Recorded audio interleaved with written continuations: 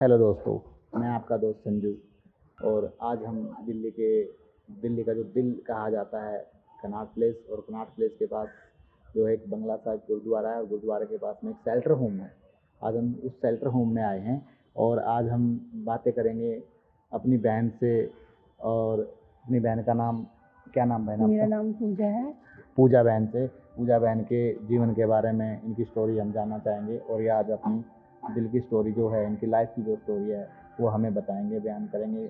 और दोस्तों अब देखना, ध्यान से इसको सुनना स्टोरी को, और जितना उसके पूजा बहन की मदद करना, और हमारी वीडियो को जितना उससे उतना शेयर करना। और अब आगे पूजा बहन से बात करें। पूजा बहन, आप कहाँ के रहने वाले हो?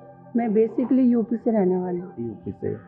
यूपी में कौन सा जिला है? यूपी बलिया बलिया से। जिला। बलिया में कोई गांव है? गांव है, वहाँ पर मेरा एक। अच्छा, आप यहाँ शेल्टर हाउस में कैसे आए? शेल्टर होम में पहले तो मैं हॉस्टल में पढ़ती थी। ओके। अनाथ आश्रय होता है ना, वहाँ पे पढ़ती थी मैं।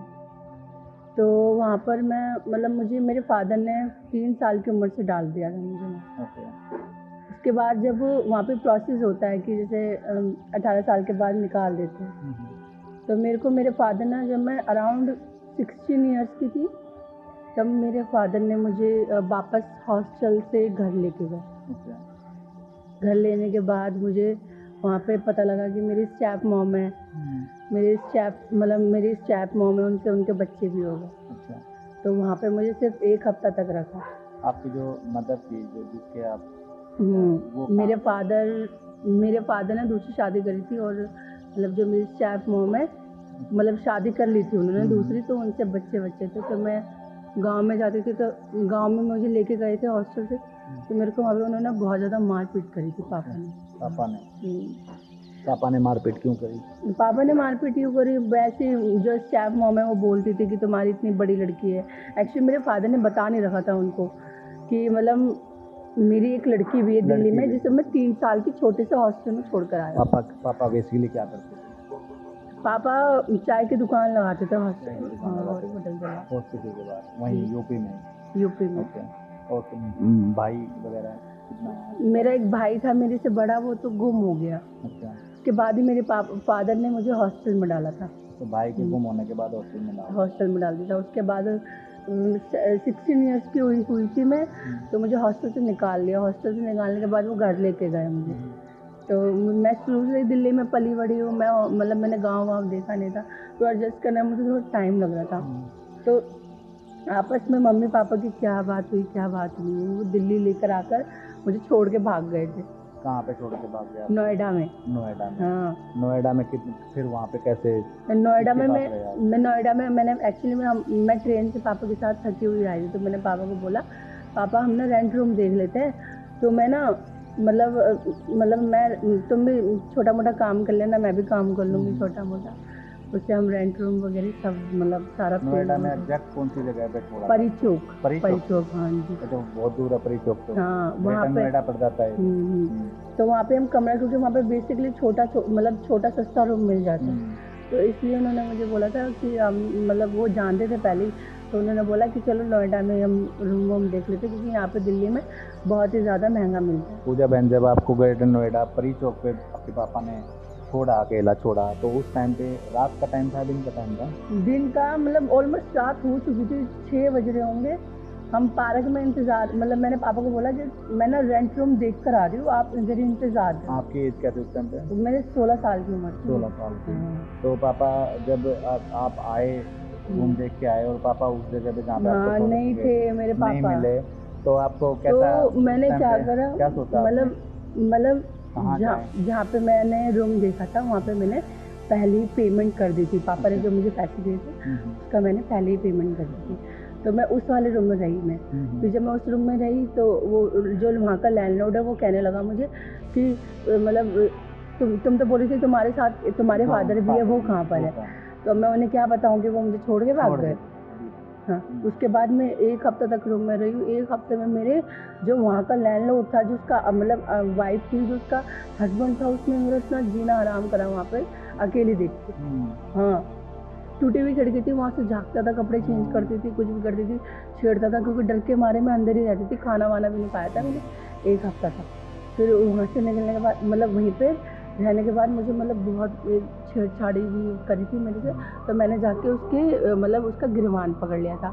हाँ, उस मकान मालिक का गिरवान पकड़ लिया उस था मकान में कब कितने टाइम रहे थे आप? मैं 1 ही हफ्ता तक रही हूँ। एक हफ्ता। हाँ, क्योंकि वो मैं लोग आपको गलत नजरिए से देखने लग गए हाँ, और आपको परेशान करने लग गए, परेशान करने इसलिए लगे। आपने फिर वो रूम वहाँ से छोड़ दिया। फिर हाँ, उसके बाद मैंने मकान मालिक को बताया उसकी बीवी को, तो वो अपने हस्बैंड का ही साइड ले रही थी। उसने बोला तूने बोला था कि तेरे फादर भी थे साथ में, अब तू अकेली है, तू कहीं से भाग भूग कर आई है, झूठ बोल रही है, मतलब चले जाओ। जो मेरा रेंट रूम था वो भी चला गया, मतलब पूरी महीने की पेमेंट करी थी मैंने।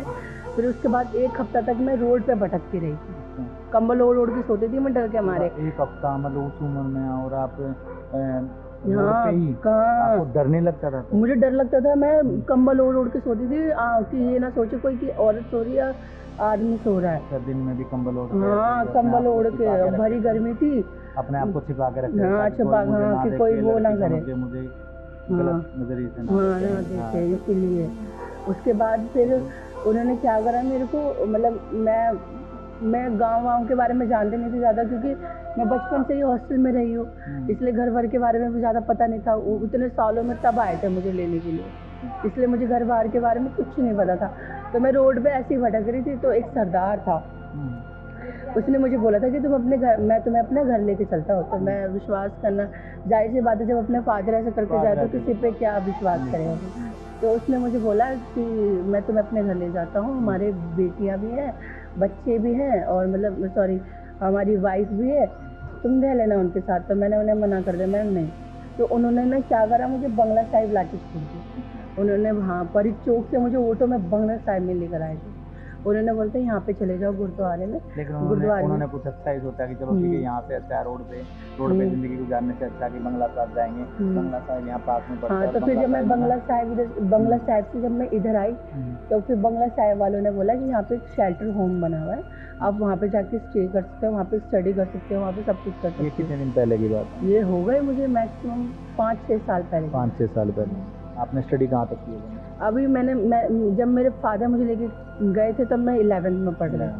हाँ, अब मैं 12th भी मैंने कंप्लीट कर ली, यहीं पे रह कर मैं ग्रेजुएशन कर। देखो कितनी अच्छी बात है दोस्तों। ये कहना है कि हमारे समाज में एक मैसेज है, अकेली लड़की होते हुए भी और पापा का साथ छूटने के बाद भी, ताकि कोई परिवार साथ में नहीं है उसके पार्ट टाइम बावजूद, जॉब भी करती हूँ, और पार्ट ये टाइम अब अब देखो स्टडी भी करती हूँ। पार्ट टाइम में अपनी जॉब भी करते हैं, किसी के ऊपर डिपेंड नहीं है, और अकेली लड़की होते हुए भी बड़ी बहुत हिम्मत की बात है। सैल्यूट है ऐसी बहन को जो इतना संघर्ष करने के बाद, और जो अपनी जॉब भी करें, साथ में स्टडी भी कर रहे हैं, पढ़ाई भी कर रहे हैं, अपनी लाइफ को एक पटरी पे लाने की बात कर रहे हैं। अच्छा पूजा बहन, जो आपके फादर की जो पहले वाली मिसेज, जो आपकी मदर थी, वो एक्चुअली मेरी मम्मी को कहाँ था, मतलब पैरालाइज हो गया था मेरे पैदा होने के बाद। हाँ, आपको अपनी मम्मी की याद आती है? हाँ, आती है अपनी मम्मी की। तो अपनी मम्मी की याद आती है तब भावुक हो जाते हो गया? हाँ, मम्मी की तो बहुत अभी ऐसा लग रहा है होती जैसे तो कि बहुत स्ट्रगल करना ही नहीं पड़ता। तो माँ की तो बहुत ही याद आती है। और रही मेरी स्टेप मॉम की, तो उनसे मेरी बोली चाली नहीं है, मतलब मैं उनसे बोलती नहीं हूँ, क्योंकि वो जो कुछ हुआ मेरे साथ उसी की वजह से हुआ। उन्होंने मतलब मेरे पापा एकदम कन्विंस हो गए थे दिल्ली में रहने के लिए, मतलब मेरे साथ रहने के लिए। जब आप अकेले पड़े, मम्मी से भी अलग हुए आप, तो उस टाइम पे मतलब आपको वो पल अभी याद आता है? अकेले रहती हैं आप सेल्फ आउट? नहीं, मैं बहुत छोटी थी जब मेरे फादर, मतलब मेरी मम्मी एक्सपायर हो गई थी। मैं 2-3 साल की हूँ जब पैरालाइज हो गया था, तो उनका ब्रेन हेमरेज हो गया था, तो उनकी वजह से ना नस फटने के कारण उनकी डेथ हो गई। हाँ, तो इसलिए मेरे फादर ने मुझे 3 साल की उम्र में मुझे हॉस्टल में डाल दिया। अब यहाँ पे अपना जीवन चल रहा है जैसे? अब यहाँ पे पार्ट टाइम का भी जॉब करती हूँ, जब स्टडी मतलब ओपन से कर रही हूँ मैं, ये बोलते हैं इंदिरा गांधी इंस्टीट्यूट से कर रही हूँ मैं ओपन से। तो मैंने पहले यहाँ पर आके, मेरी 12th मिसिंग थी, तो वो मैंने 12th कंप्लीट करी यहाँ पर रह के। उसके बाद फिर मैंने साथ ही साथ कंप्यूटर कोर्स भी किया। हाँ, फिर एक वो होता है पर्सनालिटी डेवलपमेंट के लिए पीडी किया। हाँ, फिर वो भी मैंने थोड़ा बहुत मतलब कंप्लीट कर ही लिया। उसके बाद फिर मैं सोच रही हूँ अब होटल मैनेजमेंट का करने के लिए। अब ग्रेजुएशन भी कंप्लीट होने वाली है मेरी, तो कह रहा मैंने अब साथ ही साथ में स्टडी भी करती हूँ, पार्ट टाइम जॉब भी करती हूँ। अब मेरे एग्जाम आने वाले, तो मैंने इसलिए अपना मतलब वहाँ पे ब्रेक ले रखा है जहाँ पे मैं जॉब करती हूँ। जहाँ पे जॉब करते हो वहाँ पे क्या वर्क करते हो? वहाँ पे क्या काम है?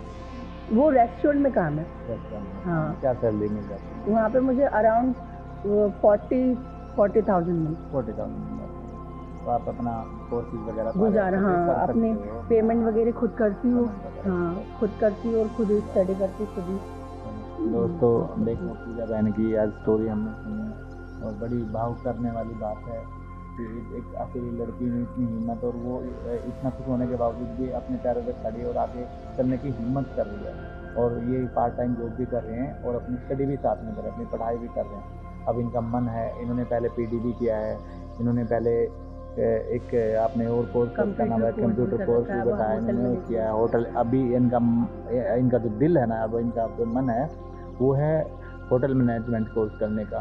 और इसमें ये खुद तो अपनी कर ही रही हैं हेल्प, लेकिन आपसे भी मेरी गुजारिश है कि पूजा बहन एक शेल्टर हाउस में रहते हैं, मेरी वीडियो जो भी देख रहे हैं इस बहन की जितनी भी हो सके उतनी मदद करना।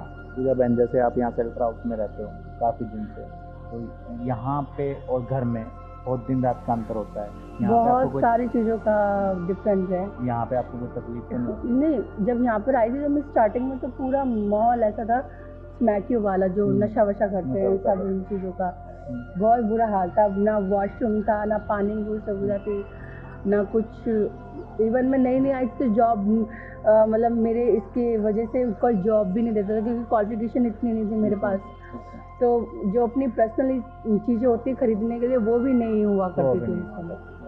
हाँ, तो मैं क्या करती थी, गुरुद्वारे में जाती थी तो कभी कभार मैंने भीख भी मांग लिया। अच्छा। ओह। उसके लिए कि अपनी जो जैसे पर्सनली चीज कोई रिक्वायरमेंट है तो रिक्वायरमेंट के लिए। बहुत सारी चीज़ों की जरूरत होती है। हाँ, उसके तो लिए वहाँ पे उन्होंने भी मुझे भीख मांग ताने के मिलते थे कि इतनी पढ़ी, मतलब इतनी जवान हट्टी जवान कट्टी हट्टी होके कट्टी तुम होके। काम नहीं कर रही है, हाँ, वो नहीं कर देखा। रही। एक्चुअली उन्होंने कहीं भी, क्योंकि सर्टिफिकेट नहीं था मेरे पास, बिल्कुल। कहीं पे भी काम करने जाते थे तो सबसे पहले वो तुम्हारी पर्सनालिटी देखते थे और तुम पर्सनालिटी देखने के बाद तुम्हारे सर्टिफिकेट मांगते थे। सर्टिफिकेट नहीं होता था तो तुम्हें वो उल्टी नज़र से देखते उल्टी थे। नज़र से देखते थे, बिल्कुल। हाँ, उल्टी नज़र से देख कर ही बोलते थे कि कोई बात नहीं, अगर कुछ भी नहीं है तो हम तुम्हारी, मतलब वे जो उनका होता था वो बहुत ही गलत होता था। बिल्कुल। हाँ, मतलब जिस जिस सेंस से वो बोलते थे मेरे को वो बिल्कुल भी एक्सेप्ट नहीं था, तो मैं कभी कभार करती थी गुरुद्वारे में जाकर मांग लेती थी। पूजा बहन आपकी तरह यहाँ पे और भी बहनें हैं, हम्म। तो आप क्या कहना चाहोगे मेरे दोस्तों कि उन बहनों के लिए अगर किसी को कोई मदद चाहिए, कोई पढ़ना चाहती है, अच्छा आगे बढ़ना चाहती है, कोई कोर्सेज करना चाहती है, किसी भी चीज़ की छोटी मोटी अगर उनको हेल्प की जरूरत होती है, तो वो आप उनके बारे में क्या कहना चाहोगे दोस्तों से? क्या उन गुजारिश करेंगे आप इसके बारे में? मैं बस गुजारिश यही करूँगी कि ऐसे लोगों को, जैसे मेरी जैसी लड़कियों को जो लोग बोझ समझते हैं ना, एक्चुअली में वो होते नहीं है, ठीक है ना। उनको बस कोई सपोर्ट करने वाला नहीं होता। अगर कोई अच्छा ऐसा कोई मिल जाए रिस्पॉन्सर जो उन्हें सपोर्ट करे, तो वो मेरी तरह कोशिश कर करके वो आगे निकल जाएंगे। दोस्तों लड़कियां ना, सपोर्ट करने वाला होना चाहिए। लड़कियां बोझ नहीं होती, लोग इनको बोझ समझते हैं, बोझ नहीं होती। ये हमारी दुर्गा माँ की तरह होती हैं और ये ही इन्हीं से हमारी जननी चलती है। हमारा जो जीवन जितना भी ये सृष्टि है सारी यहीं से शुरुआत है। अगर हम इसको ही उस नज़र से देखेंगे और इनके बारे में गलत सोचेंगे और इनकी भावना को गलत रखेंगे तो आगे जीवन ही नहीं चलेगा। और कितनी अच्छी सोच है हमारी बहन पूजा की, और इन्होंने अपने जीवन के बारे में हमें कुछ बताया।